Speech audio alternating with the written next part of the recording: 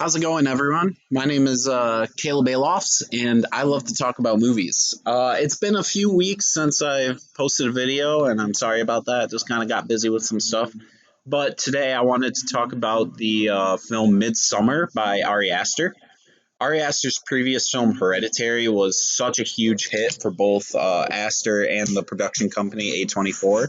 So their brightly lit pagan horror follow up was very anticipated, and I believe it successfully delivers on that. I This may be one of the most beautifully designed horror movies I have ever seen. The acting, the directing, the score, the cinematography, costume design, set design, script, all of it I thought was just absolutely spot on.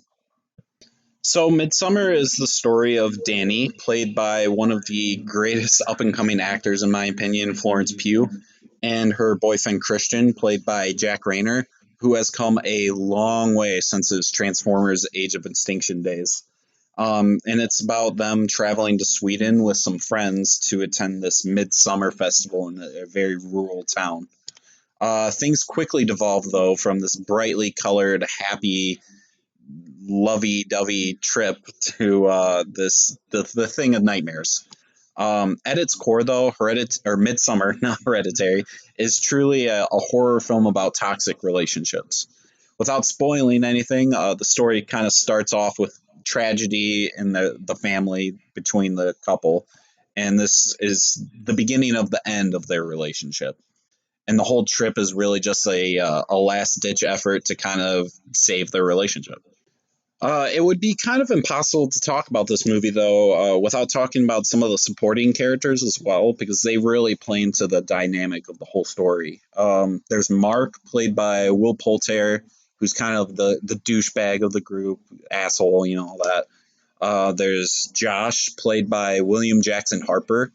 Side note, it's super, super weird to see Chidi from The Good Place in such an intense, visceral horror film, but he did great in it. He's writing his like college thesis on the festival in the town, and then there's Pell, played by I believe it's pronounced Wilhelm Bloomgren. Sorry if I butchered that. He's just friends in the group as well, and he grew up in the village, and so that's how they kind of know about the festival.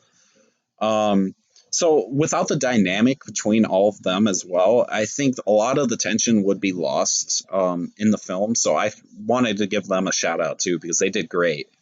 Um, and Jack Rayner does very good as well. This isn't taking away from his performance, obviously, but Florence Pugh really just steals the show with this movie, just like Tony Collette in Hereditary. She just did a phenomenal job. You can truly feel her character's anxiety and PTSD and depression through her emotions, and I think she just did a plus job on this movie. What really separates Midsummer from many other horror films though is just how bright it is. And I'm not talking like figuratively, I mean literally. It's I'd say that there might have been like one or two times in the movie where it was kind of dark, but most everything else happens in broad daylight, and it really gives you a chance to see the set design and how in depth into this folklore village and its carvings and murals throughout the town. And it just also gives you a good look at the costume design as well, which is all very beautiful.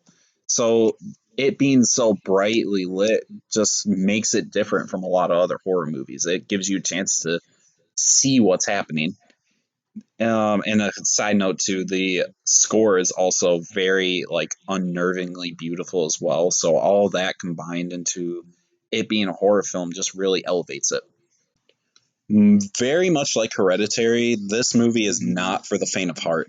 There were a few kills early-ish into the film that truly made me gasp, and I'm not a stranger to the horror genre or anything, but it really caught me off guard.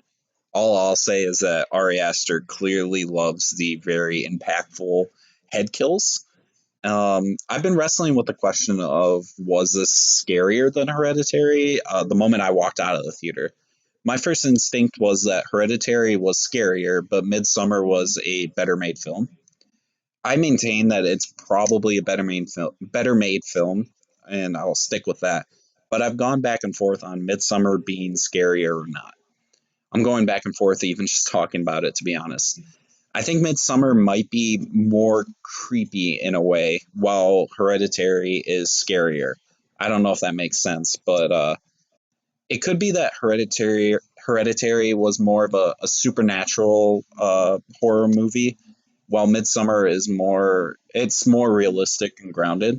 So the scariness kind of is upped a little bit more in Hereditary, but Midsummer it's so much more creepy because this is more realistic, and a lot of the supernatural-ish elements in Midsummer come from these like drug trips that they have where they trip big balls.